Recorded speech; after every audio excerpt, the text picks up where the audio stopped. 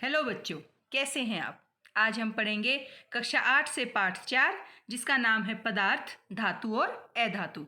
बच्चों, यह पाठ विषय की दृष्टि से तो अति महत्वपूर्ण है ही, साथ ही हम दैनिक जीवन में भी इसकी उपयोगिता देखते हैं। उच्च कक्षाओं में आप धातु और अधातु के विषय में और ज़्यादा गहराई से जानकारी प्राप्त करेंगे। आज हम जानेंगे धातु और अधातु के भौतिक गुणों के बारे में। पहला गुण है आघातवर्धनीयता। पदार्थ का वह गुण जिसमें पीटने पर या बल लगाने पर वह एक चादर यानी शीट में परिवर्तित हो सके, वह गुण आघातवर्धनीयता कहलाता है।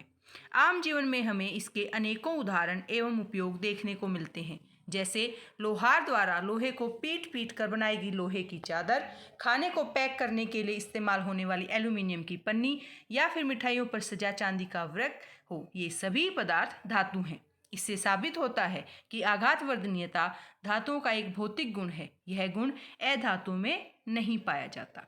और अगला गुण है तन्यता।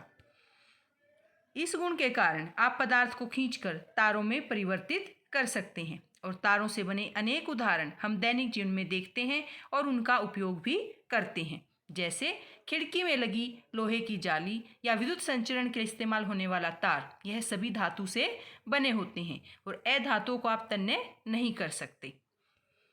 अगला गुण जिसे हम भौतिक गुण कहते हैं वह है चमक। और चमक धातुओं का एक स्वाभाविक भौतिक गुण है जो अधातुओं में नहीं पाया जाता। और चमक के इसी गुण के कारण धातुओं का उपयोग आभूषण बनाने के लिए किया जाता है, जैसे सोने या चांदी से बनी चांदी अंगूठी, चेन या कड़ा। फिर आता है ध्वनिक। ध्वनिक यानी ध्वनि उत्पन्न करने की शक्ति। प्रहार करने पर धातु ध्वनि उत्पन्न करते हैं, जबकि अधातु ध्वनिहीन होते हैं। आपने स्कूल की घंटी का स्मरण किया? एक बार सोचिए, प्रहार करने पर वह कितनी जोर की आवाज़ करती है। वह धातु से ही बनी होती है। और बच्चों, अगला गुण है चालकता। आप धातु से बने बर्तन को गर्म होने पर केवल हाथों से नहीं पकड़ सकते, परंतु उसके हैंडल या कपड़े की सहायता से आप ऐसा कर सकते हैं। ऐसे ही विद्युत परिपथ में धातु के अलावा किसी अन्य पदार्थ के उपयोग करने पर विद्युत संचरण रुक जाता है। उपरोक्त दोनों तथ्य धातुओं के ऊष्मा एवं विद्युत के सुचालक होने की पुष्टि करते हैं। अधातु ऊष्मा एवं विद्युत के कुचालक होते हैं।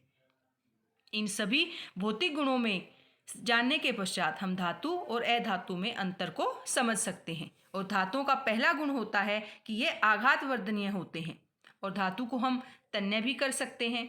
धातुओं में अपनी एक चमक होती है और धातु ध्वनि उत्पन्न करते हैं। इसी के साथ धातु ऊष्मा और विद्युत के सुचालक भी होते हैं। और धातु के हमारे आसपास बहुत सारे उदाहरण हैं, जिनमें से कुछ हैं सोना, चांदी, पीतल, लोहा, एल्यूमिनियम इत्यादि। इसी के विपरीत अधातु आघातवर्धनीय नहीं होते। आप अधातु को तन्य नहीं कर सकते। अधातुओं में कोई चमक नहीं होती। अधातु ध्वनिहीन होते हैं।